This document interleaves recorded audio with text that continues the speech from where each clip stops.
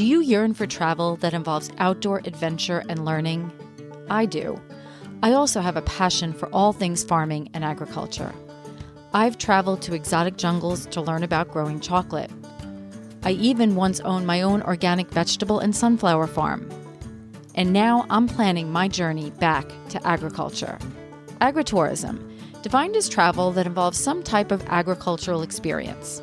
Agritourism is all about entertaining. But the marketing strategist in me knows that at its core, agritourism is really about educating, and education affects change. My future farm needs to deliver a profound experience to all of its visitors. It needs to educate people about food, health, and climate. Join me to learn from experienced agritourism farmers and entrepreneurs and help me build my future farm strategy. And who knows, maybe one day soon you'll find yourself in a tropical jungle cutting open cacao pods with a machete, or savoring an outdoor plant-to-plate community dinner with 100 guests at a farm in Illinois. So let's tap into the agritourist in you.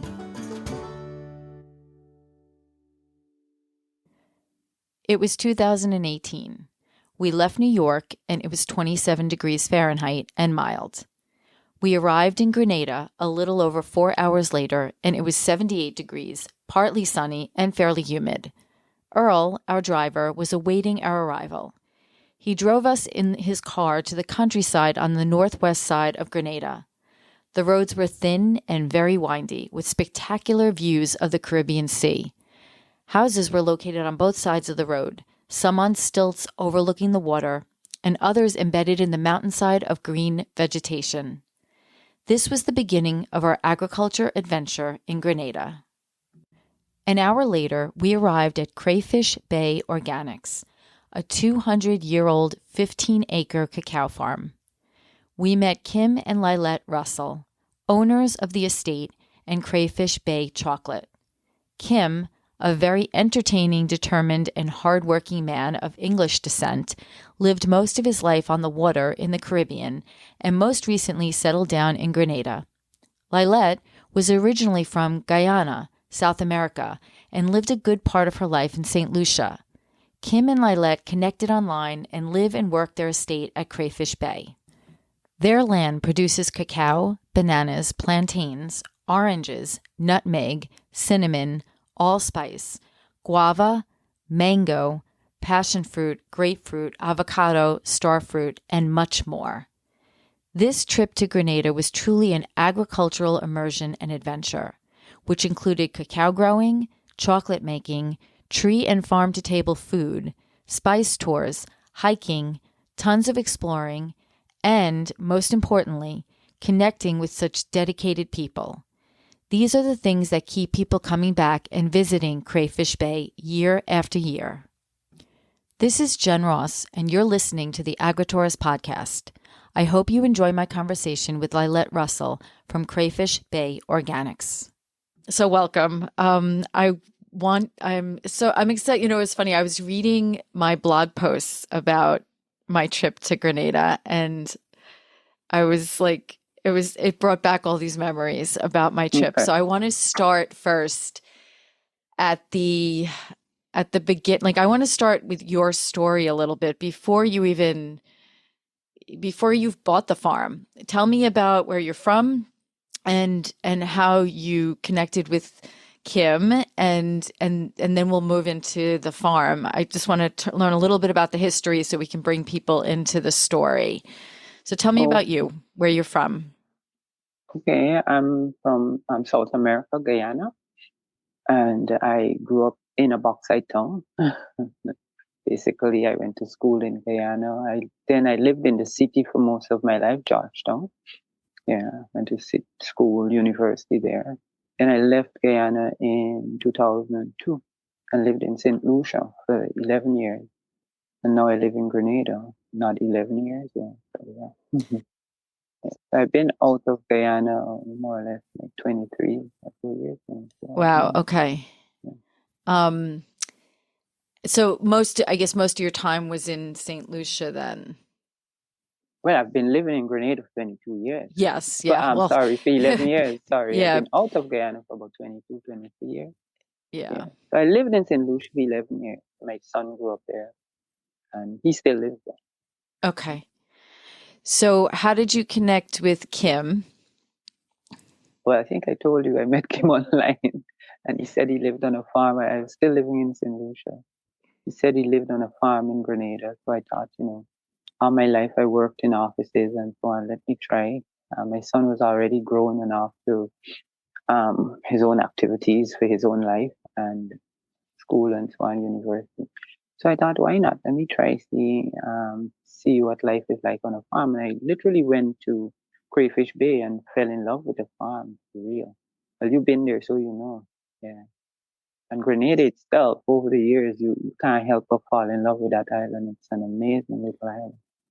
Yeah. Absolutely.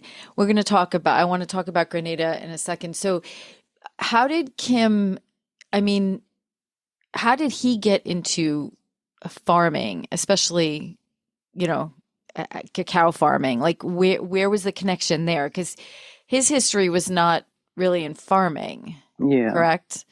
Kim would be the first to tell you that he's not a farmer. Kim lived in England, he lived a lot, kind of unorthodox a lot, like on boats. He lived on the road and he lived on the canal, working on the canal. He had some canal boats. But when he bought the farm, his intention was never to farm. He just wanted so like he would tell you himself, he just wanted a little piece of an island to be out close to the beach and in the sunshine. And when he bought that farm, he was introduced to it by somebody from the village. He was looking around for land. He didn't even know the farm had cocoa, he said. And he was looking after building actually refurbishing the buildings. And while he was doing that, the local people kept talking about the cocoa on the land. And it was like, I think 2 or 3 years after he was already there that he said, let me see. Well, he had exhausted his money refurbishing the buildings that he wanted to live in and so on. He said, let me see about this cocoa. And then he's paid people to clear the land. And the cocoa was beneath um, the vine and everything. It was there. Because cocoa is that resilient, it would just be there. I mean, there's so many abandoned farms still in Grenada. And that's how we discovered the cocoa. When I got there, they were 5 years in just clearing the land. And they were just about finishing on that 15 acres that he had at the time. Wow. Yeah. And it was 200 years old, correct? The property? That farm go back more than 200 years. That farm go back to the 1600s, actually. Wow. Yeah, Wow. it used to be a sugar plantation and it had a rum factory. I don't know if you went to One when you were there, but it had Yes, I exactly remember that that. there. That was the original, and as far as we learned, it dated back to the 1600s, and they tried growing sugar cane and doing rum, but the topography is not set up for that. So they abandoned the sugar, and then in the 1700s, the French brought the cocoa. So that's how it became a cocoa farm. And I mean, the French brought cocoa to Grenada itself somewhere in the mid 1700s. Yeah, and then up the islands as well, on the other small islands. So before we talk more about the farm, because there's such a richness to your little spot, tell us more about Grenada because a lot of people don't know much about the island itself. Just give me a high level summary of the island, what it's Hmm. about, what it's rich in. Because I'm not Grenadian, I might not do a good job on that. And like I said, I've lived there for 11 years, and most of what I've learned is from my own experience living Yep. there and maybe stories told to me and what bit you would have read. It's not like when you live in a country, you learn the Right. history. Absolutely. But what I can say is Grenada is an amazing little island. It's very south, um, as far south. The only most southern island to after Grenada is Trinidad.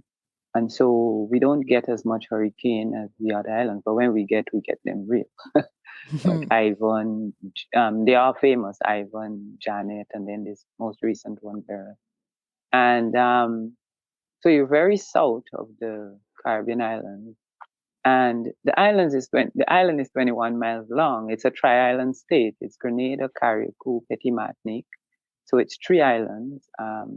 Grenada, of course, is the mainland island. And the people, I like the people. They're pretty much like the people from my own country. I always tell people that Grenada reminds me of growing up in Guyana in the 70s. Because I've been there 10 years, and what I can say is that the island hasn't changed much. It's like almost like a time capsule. I like that. Because I lived in St. Lucia and I saw the rapid change that happened in the 10 years that I lived there. Grenada kind of very much, it just moves at its own charming pace, and I like that. Yeah, it's a very charming island. The history, I know it well. I wouldn't get into the morbid stuff like the revolution, but people know that it was a small island that had the revolution in the 1980s and so on. Has a rich history and its own culture. It has a French, some French heritage as well. Like many of the places have French names. Like where we live, Nonpareil. Well, Nonpareil we say, but it's Nonpareil, the French would tell you. Sauters, we say Sauters, the French would tell you is Sauter, and so on. So it has a lot of French influence because the French were there. Like I said, they brought the cocoa. So, and I wouldn't get into the politics of the island. Of course, just recently we had a very young prime minister. He's very cute. Everybody loves him. At least I do. Yeah. But I think Grenadians will speak better to the history of their country than I would. I mean, I am more focused in the cocoa and chocolate industry, but those are the things I picked up. Beautiful islands, lots of nice beaches. I think it's one of the islands with one of the most beaches actually in the region. Yeah. And the main thing about Grenada, I'd say, is that it's one of the safest islands it could be. Yeah, it is. Yeah. Yeah, it is. It's a beautiful island. And to your point about, I've never been to St. Lucia, but I know St. Lucia from a tourism perspective has definitely evolved significantly. Yeah. I felt Grenada was very rustic. Like it felt, I, it, you know, it had a certain charm to it because there were tourists, but it wasn't as touristy. Right. I felt like I was more integrated into the Grenadian culture than, you know, like, and that was something that really attracted me. And especially where where we were located at your farm. Before we talk about more on your farm, talk to me a little bit about the agriculture, because I know that outside of cocoa, one of the things that I did when I was there is we took a spice tour. And I know a lot of spices come from the island. And I remember going on that tour and just like being enthralled with where certain spices came from. I was pretty impressed with the whole thing. So just give me a sense of the other types of agriculture on the island, or what it might be known for. Okay. But Grenada, of course, is a very, very fertile island because it's one of the volcanic islands. So everything grows that can grow in the tropics. You just have to drop a seed, it would grow. The main, I'd say, agricultural product in Grenada or crop is the nutmeg, as I think, as everyone knows, and cinnamon and so on. Cocoa still is not, as far as I am concerned, recognized among those. So it's the nutmeg, the cinnamon, and nutmeg and cinnamon, but nutmeg primarily. And of course, you might have heard the story of nutmeg. It came from somewhere in the Far East, and it came to Grenada. And they even said the oldest nutmeg tree on the island was still alive up to when, and things like that. Or the oldest breadfruit tree. Breadfruit tree is so. But Grenada took, so it would be the breadfruit tree, took a really major hit in Ivan with its nutmeg, and it was just recovering just then. 20 years later, the nutmeg came back. Then again, the new stuff. So it's nutmeg, cinnamon. You have cloves. You have things like tonka. All these things are there. You have turmeric. They all grow on the island. Ginger. All these things are there. So it's a very rich little island when it comes to spices and even herbs, because I'm just getting into spices, whole spices. I'm starting my own idea with whole spices to do packaging and marketing of whole spices. So I'm learning more and more about spices. But like I'm saying to you, I'm learning as I go because I'm not native to the island yet. So as I go, I'm learning.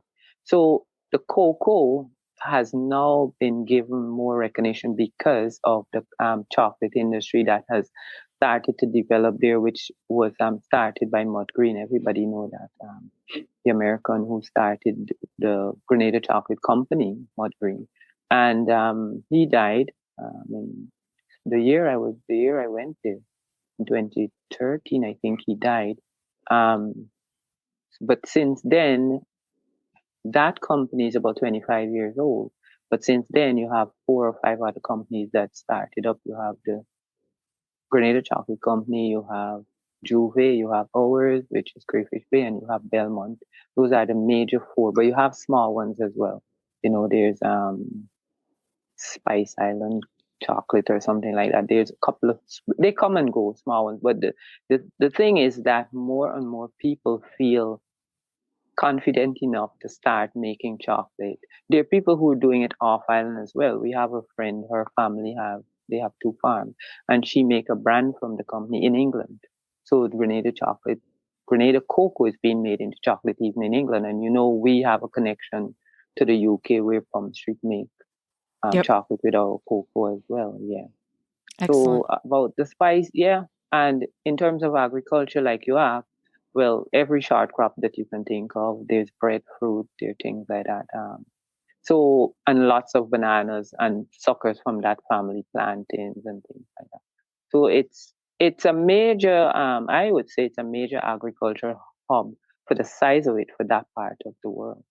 So Grenada, my whole argument is Grenada can feed itself on a lot of, yeah. Yep, it definitely can. So when you first stepped foot on, the property Crayfish Bay is located on the northwest side of Grenada, correct? Yeah. Okay. And I would say northwest, yeah. so when you first stepped foot on the property, what were your impressions back when 11 years ago, I guess? Well, when I came there, it was a very rainy day, and they were picking cocoa. And well, I've never seen, even though my country have cocoa, I've never been on a cocoa farm before. So of course, everything looked different and new and messy. And what are they doing? Oh my goodness, So that was my first impression. And of course, I had to, put on my brave face and go out and very quickly I adopted to, and I started to learn about cocoa. And even though it looks so messy when they just pick it, it's not so terrifying. And then I started to find my own place. I used to do a lot of the drying of the cocoa and so on in the beginning. I think by the time you got there, I wasn't even doing that anymore. I used to sit with it. Well, you remember the drying, how we showed you? I used to Yes. sit with it. I did that for about 2 years. And it was a young man that made me realize this. I was having a conversation with him that I have done, and I might be one of the only people on the island who have done cocoa at all its stages, because I've done work on the farm with the farmers. I did that for 2 years when I first got there with the harvesting and so on. One thing I haven't done and I should do is plant a tree. And they're planting now. I should go out and just plant a tree just for the hell of it. But I've done the farming. I've done the turning of the cocoa when you do the fermenting. I've worked with the drying for about 2 years, my first 2 years there. I've done winnowing. I've done everything, and I've made chocolate, of course, for years and years. And now I do confectionery. Very few people did all that. And for the last season, I did confectionery for a major chocolate shop in the city in St. George. So I was doing all the confectionery, bonbons, and so on. So I've worked with it at every stage, cocoa, that I could think about. Yeah. That's pretty And I amazing. might be one of the only, I can only think about one other chef on the island who might have done the same. A guy from Belmont. Yeah. So when you first got to the farm, they were obviously still clearing, you said, but I know that you were not making your own chocolate bars at that time. No. The farm was basically, the intent was to sell Yeah. the beans, Yeah. the dried Yeah. beans. I presume Yeah. were you growing, fermenting and drying and then selling from there? So what happened at that time when I got there? we were part of a cooperative with the Grenada Chocolate Company, Mutt Green again. What he did, he had a number of farms that he would take cocoa from, and they were part of a co-op. And so ours was one of it. And because we had the drying facility, we would dry for the smaller farmers. But all the cocoa was the destination was Grenada Chocolate Company. We dry for, Okay. so they paid us to dry as well as he bought all our cocoa. And that was what, Okay. when I got there, that was what Kim was doing. Yeah. We So then, started making yeah. chocolate in 2016, actually, the end of this time, actually, on the 9th of October 2016, we really started our So how factory. did that come about? Like, what was the idea for that? Like, who wanted to do that? You or Kim, or were you guys contemplating this for a specific reason? Well, a lot happened after Matt died that I wouldn't go into here. And Kim thought maybe we should step aside a bit. So the only thing we could have thought about is turn our own cocoa into a value added. So we started, we went to the UK actually in 2015. And some of the people who supported the whole co-op that was going on, who knew Kim as well and knew what we were doing and, the ethos that we had and so on. So they kind of gave us the idea. I know they gave us a grinder for sure. And they gave us the idea maybe, try making, and the plan was actually to only make small batch for our guests on the farm actually. We never had the intention to start a chocolate factory. So we came back with the grinder and nothing else really. And we started making really crude chocolate when we came back. It was actually Kim's idea actually to make chocolate. My thought was that would be a lot of work and we're not that young, so no chocolate making for me. And Kim insisted for about 3 months. And anyway, we started. And the lady from House of Chocolate, that's Magdalena Fielding, she is now our best customer and a good friend of mine. She supported us from the beginning and kind of gave me the inspiration that maybe this can make sense. And in the beginning, our chocolate was really very crude, because we only had the grind and everything was done by hand. And in the first year, I did most of the tempering by hand. I think in the first 4 or so months, because the chocolate took off, I tempered about 400 pounds of chocolate by hand. It was crazy because we everything was being done so organic because as it came to us, we just adjusted as it came to us because of course we were working with very little money as well. We didn't have like a big investment plan or anything. Our whole operation, everything kind of evolved very organically.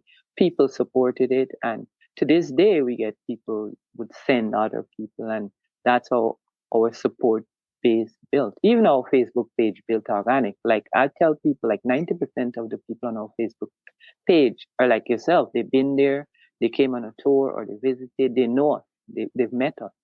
We Yeah. never tried building a page. People would just find it, and then they'll come, and so yeah, and that's it. Yeah. So your chocolate is your process is it's unique from some other chocolate makers. I don't even know if I presume first I like the term tree to bar. Yeah, treat the Um, bar. and I remember Kim showing us the winnower. Was that the one? Something was made out of a vacuum or some he Yeah, had, well, our winnowing is still made out of a vacuum, and yes. the model continued to persist because for artisan chocolate makers, it's a simple and cost effective way of winnowing. Instead of buying a machine for 27,000 that will do the same thing, and ours is just as effective as that machine. They build them themselves. And what the vacuum does, it just creates the vortex so that that centrifugal force. So the lighter stuff will just go up into the lighter stuff will go up into a bin or a box, and the heavier stuff which you need for chocolate making would go. It's really a very simple system, and he actually saw someone do it on YouTube, and he just copied it. Belmont, they the guys down there, they pretty much did the same, and they work just as effective as if you buy Right. one for um, well, like the last price we knew it was 27,000 US. And Yeah. also, one of the other things is you do. Are you still doing charcoal roasting? We still roast on charcoal. That same roaster that Method. you knew that Kim built as well, and we all helped him with that. That same roaster, it's still going strong, no problem. It's still That's working. It's been unique. working from since 2015. We built that in 2015, and it's been working almost 10 years. Yeah. And that also creates a unique flavor that's different Yeah. Yeah. It does. from, For people with really clean palate, they can taste a little bit, but most people don't even, you ask them, they don't even know. Yeah.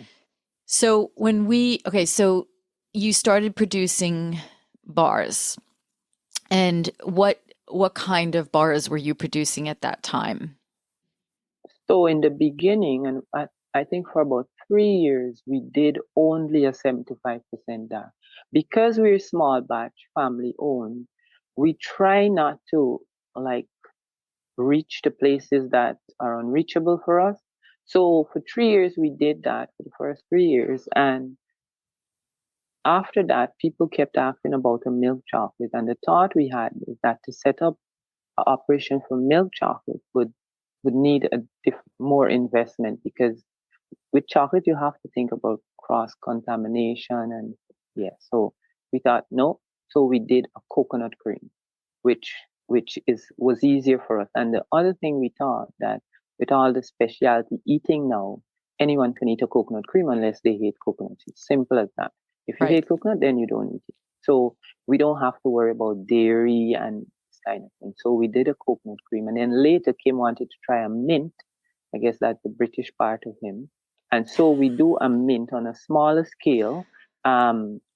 It's just the same 75% with a hint of mint, really. Yeah. Mm-hmm. And so fast forward to now, as far as the variety of what you're producing, give me an idea of what you guys are producing now. So we just do the same three I just mentioned, the Okay. 75%, which well, you could say it's our flagship product. We do a coconut cream, which is about 64% cocoa solid and cocoa. And we do the mint. Yeah. Excellent. We don't plan to really do spices and so on, because again, I think because we're small batch, we're a small factory, we don't want to have to be battling with things like cross contamination, because a lot of the spices are so strong. You have to get different machines. We don't even have the space for machines. Right now we have Right. three 40-pound grinders and two tempering machines, because we do the dark in one machine and the coconut cream in one. Yeah, Yeah.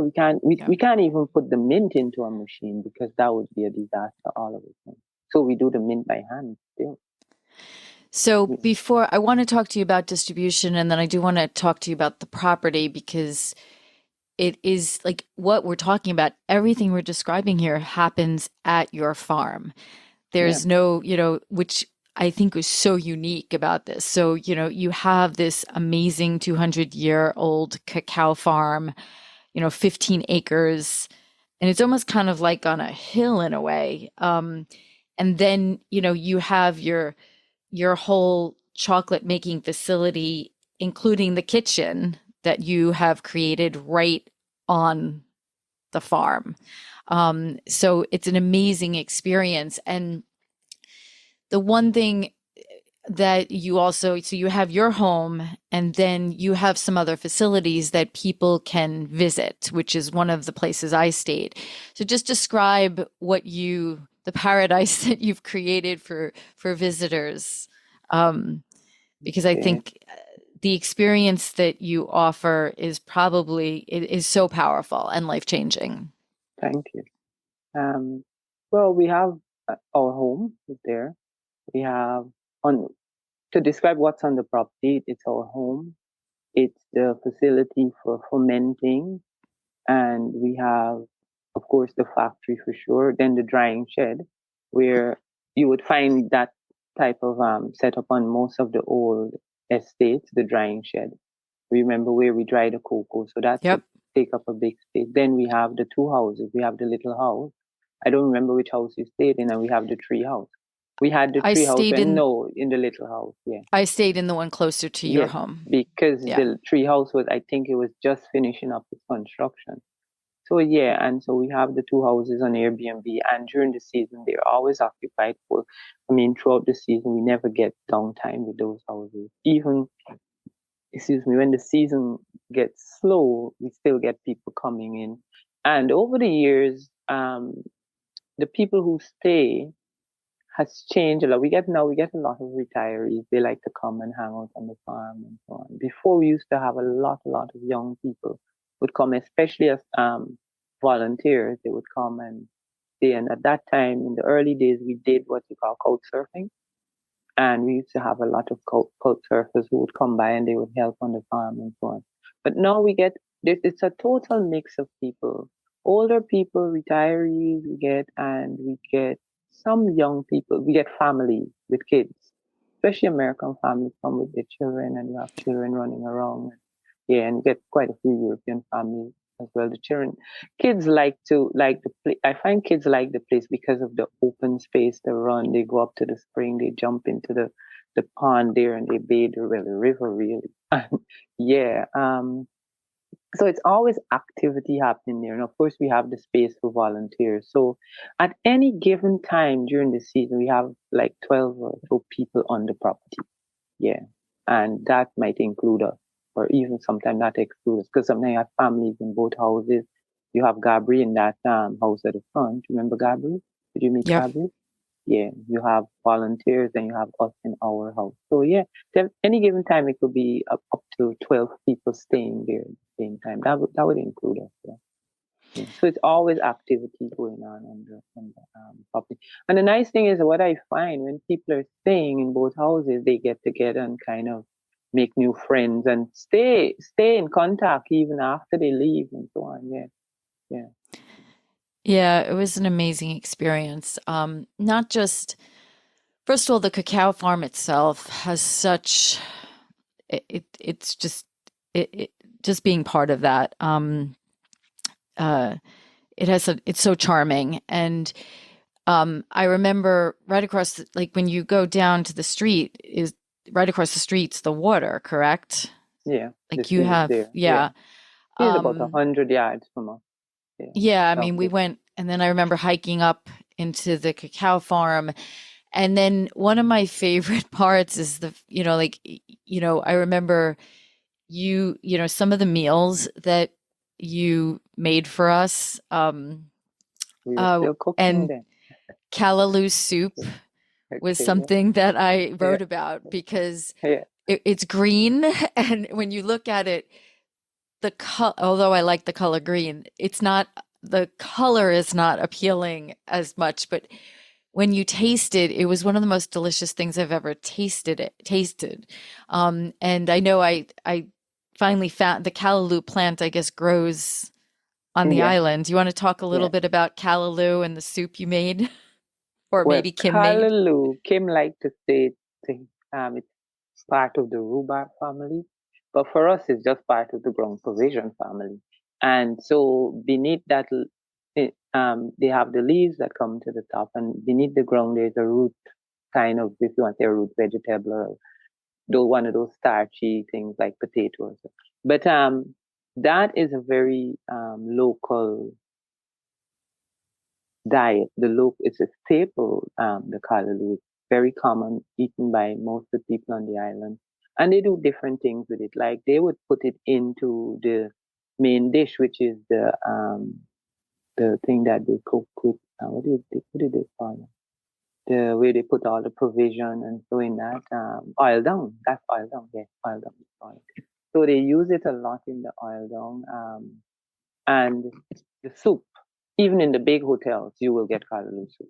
It is very common, yeah. So, yeah, and it's just a leaf. You cannot eat it raw. It comes to the top, like I said, it's part of one of those starchy root vegetables here. Um, you cannot eat it raw. It will scratch your face off. Toxic when it's raw. So you have people who come on island and they want to make salads with it, and then they get all the scratching and everything. You can't do that. You have to cook it very well. Yeah. So I think that's why Kim always says part of the rhubarb family. I don't know. You have to cook it very well. And once it's cooked, you can cook it with coconut milk and season it up to your palate or desire. And yeah, it's very nice. And it's very, very common on the island. People cook it in, use the callaloo in rice, or they even do it into some kind of, if you want a stew, like where you can just put it on top of rice. Yeah, they cook it different ways. Yeah. Yeah, and then the fresh fruit was amazing. I mean, Mhm. yeah, and then I know you made some juices for us.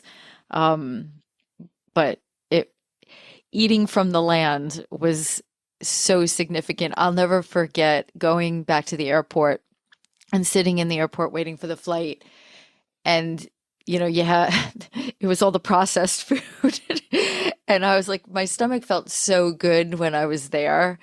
It just, I felt so clean and healthy. And then once you entered the airport, it was like back to normal processed food. But it was just from the culinary experience and the farm to table, it was it was amazing. Yeah. So just that piece of it was an amazing experience, not even taking the whole cacao out of it.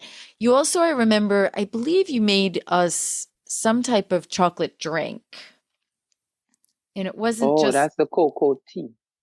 What they yes. call cocoa tea, and the British always laugh because they would say more like hot chocolate. Yeah. Because it really is hot chocolate. It's just the cocoa done in that's very old on the island. That go back as far as the people could remember where the old people did that. You grind the cocoa, you can just do it in a tabletop mill, very crude, just to release the fat, the dried cocoa once it's roasted. You grind it to release the fat, you have to grind it. And very crude, they just boil whatever came out and they add some people add milk, some people add coconut milk. Of course they add all the spices. Like you put cinnamon, you put some nutmeg, I put things like I put cinnamon, nutmeg, clove. I put all kind of things in mine because I like to get the flavor of so many Yeah. different things. Yeah. Yep. So they add the spices and that's it. Kim came up with the idea of adding a little bit of rum, not to taste, but just to spike it up a bit. I'm sure he told you about that. Yeah.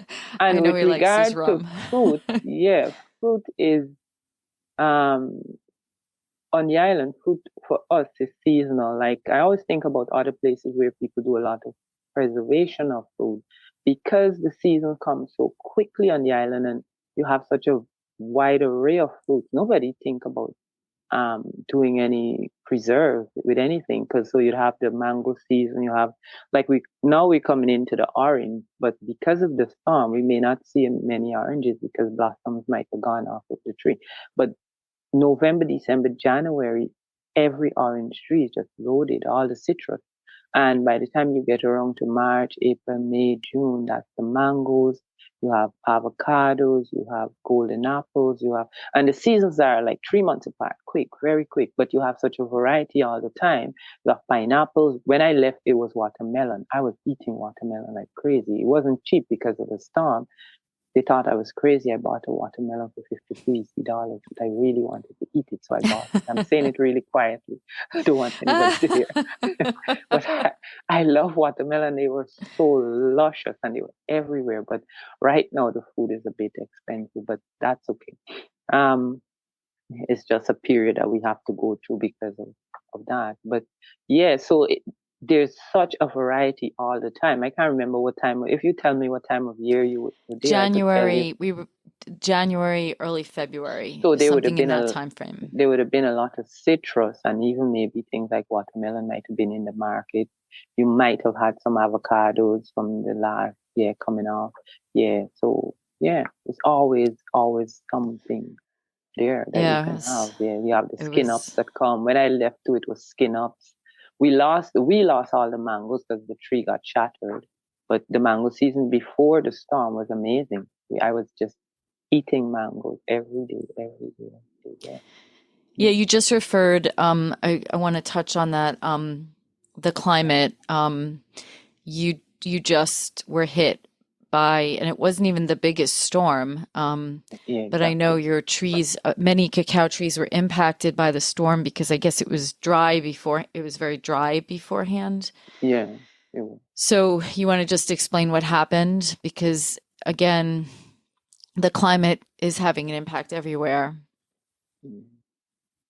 So Would July 1st this year, oh, just out of the blue, I mean, I feel like it's out of the blue because it was so early in the season, meaning that we never get storms that low that early in the season. It was right. just out of left field.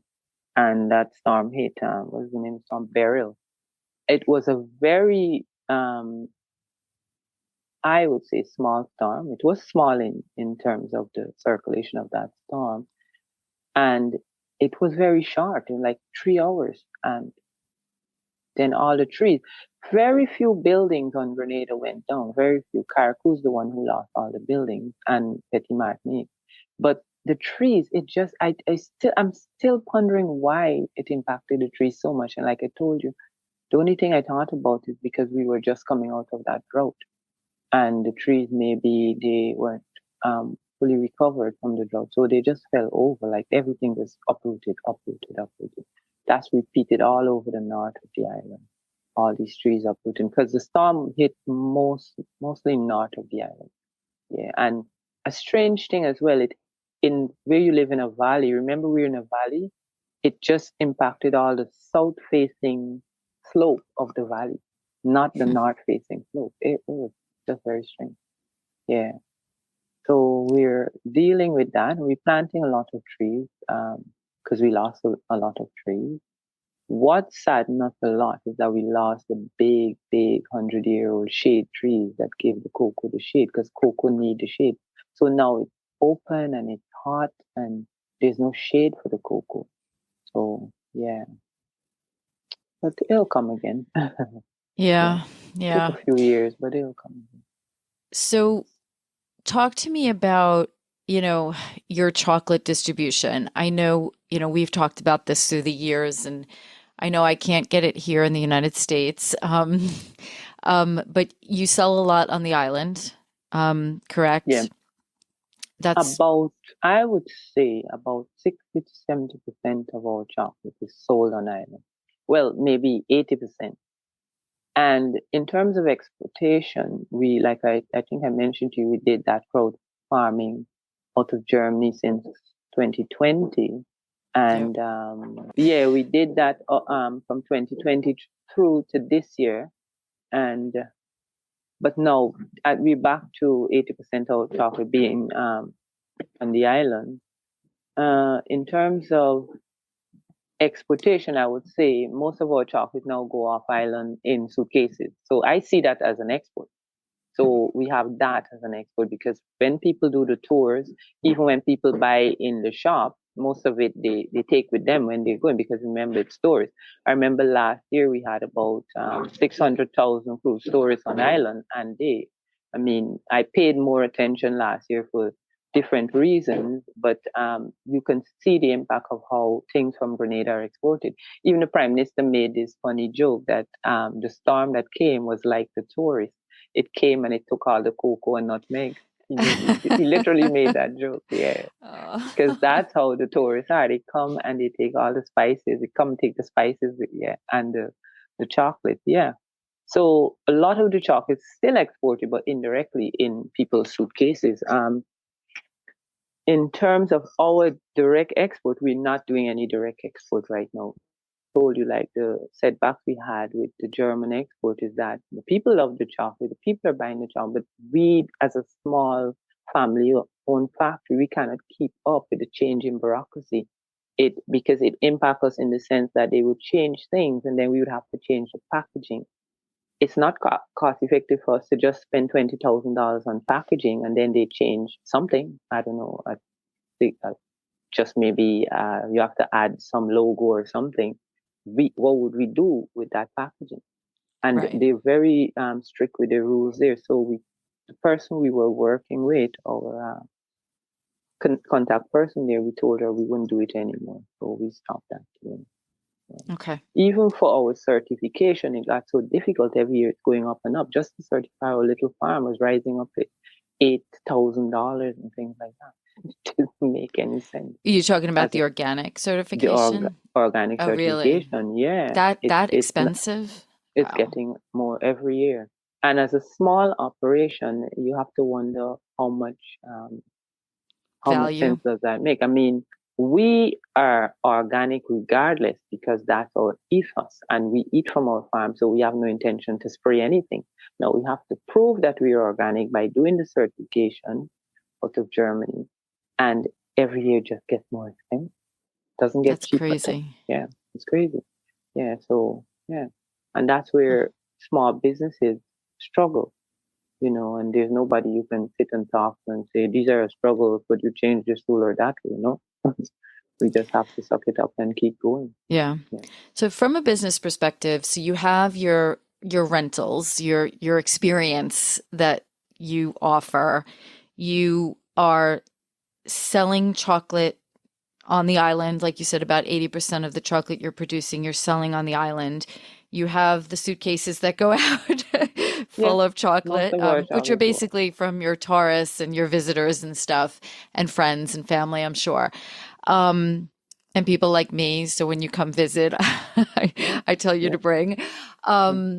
You do have one of the best chocolate bars I've ever tasted, and I've tasted a lot Thank of you very chocolate. much. Thank It's still it was delicious. It is delicious. you. Thank you. And now you mentioned also that you two questions. One, are you guys still selling your beans at all, or is that you've eliminated that income stream altogether?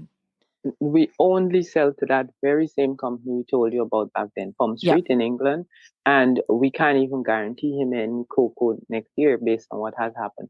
right. Actually, we sent him cocoa this week. The storm happened the next week, so he was very lucky. Oh, Yeah, this year he wow. was very lucky. Yes, Wow. yes, Okay.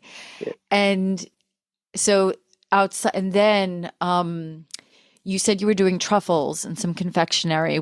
Is that new? I know when we were there, you Well, were experimenting with some different things. yes, You had some things at dinner, I remember. that's an arrangement I have with a chocolate shop in the town in St. George, and they do a really big turnover with the cruise tourists, and I make the truffle well bonbons and truffles for them.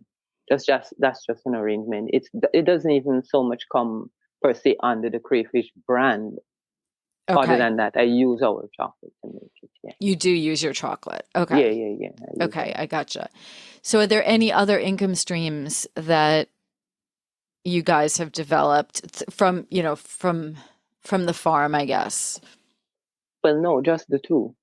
Yeah, Okay. just the houses, and the model is pretty much still the same. Yeah, Okay. pretty much still the And same. it's Yeah, working for you. it's working for us. We haven't had like, well, we still yet to see the impact of that storm, but we we what we found is that every year it grows incrementally at a pace that we can handle and we're comfortable with, because we're not big social media people. We're not like actively marketing our business. It's also organic, still the same way. If we don't have the time, the energy, or even the knowledge and wherewithal to do all of that, we would have to hire people to do Right. things like that if we had to go that hard. And I think it makes sense for us because to do it the way we're doing it, because if our market should really expand suddenly, we wouldn't be able to cope with it. Just the German order, you should see how much work we had to put in for that. Because the first year it was um, a ton of chocolate to Germany, and we were working. And I worked with a highly qualified chef because I had to bring in a chef to help me. And him and I worked on that, and we were working all up to 8 in the night, 8 in the morning, 8 in the night, 12 hours. We were doing flat out every day just to finish Yeah. that order. Yeah. So we are not equipped for we equipped for what we do. Yeah. Even Well, in and terms of the cocoa we have and so on. So we like yeah, where we well, that's the thing. You want to balance a lifestyle. I mean, yeah. it is that really where you want to be? Producing that much, is it really going to get you a better lifestyle. No, it'll probably Yeah. exhaust you, and then you have to hire people, and you don't always make up that cost. But Yeah. I mean, you're on a beautiful island, you're, from an environmental perspective, you're doing amazing things for the earth. Thank You're you. inviting people onto the property to learn and to experience, everything that you're doing, and experience Grenada and everything amazing and agricultural that it has to offer. And you're producing an amazing, high quality organic product that, Yeah. you know, you know, is something that is not accessible, which actually makes it even more attractive. Thank So, you. Yeah. And if there's anything that you'd want to do or change or add, or, is there anything that you want to make a change to, or change about what you're doing, or I don't know, add another house to the property? Is there anything that you would want to make a change? well, with regard to where we are right now, we have no plans. And I think for Kim, he likes where we are because it works. So, and two, I think our age, and Kim is what, how many years older than I am. So, regard to those things, we don't have any big elaborate plan to change anything with that model right now because for us it works, Perfect. And so what we do is try to keep that model and just make it better, but not expand it per se. Yeah. We're not Excellent. thinking about expansion at all. Yeah. Okay. Excellent. Well, I'll put the Facebook page as a link, and the Airbnb information and all that. You're still on No, thank you. Airbnb, correct? Yes. Oh, yeah, we're Okay. very much on Airbnb. Yeah. Okay, Yeah. excellent. Okay, Lylette, I'm so glad I caught you while you're in Boston right now, or south of Yeah. Boston right now, and it was a pleasure. I Yeah. definitely want to get back to see Grenada again and Oh, visit yes, you please. guys. Do come I back. would love Many to people visit. have been doing their second trip. Yeah, do come back. Yeah, Yeah. I will. You're always welcome. Yeah. Okay, well, enjoy your stay with your sister, and I Yeah. hope you get to Montreal as well. I hope our AgriTourist podcast prompts you to think more about where your food comes from, whether it be your vegetables, fruits, meats, and even those sweet treats. Don't forget to subscribe and share this podcast with someone you think may truly benefit from or be inspired by it. Visit us at agra-tourist.com. Until next time.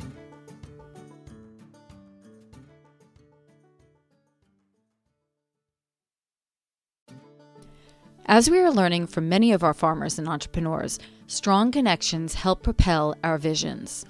Through my interview with Lisa Chase from the University of Vermont Extension and Vermont Tourism Research Center, I was connected to an exciting and new organization called the Global Agritourism Network, or GAN for short. The Global Network is made up of agritourism stakeholders from around the world. They include farmers and ranchers, researchers, educators, community planners, policymakers, agricultural service providers, and tour operators, among others.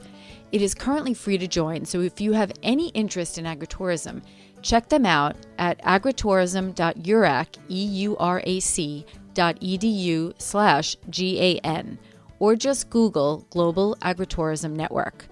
The link will be in our show notes as well. You never know, this global network may help you take your agritourism vision to the next level.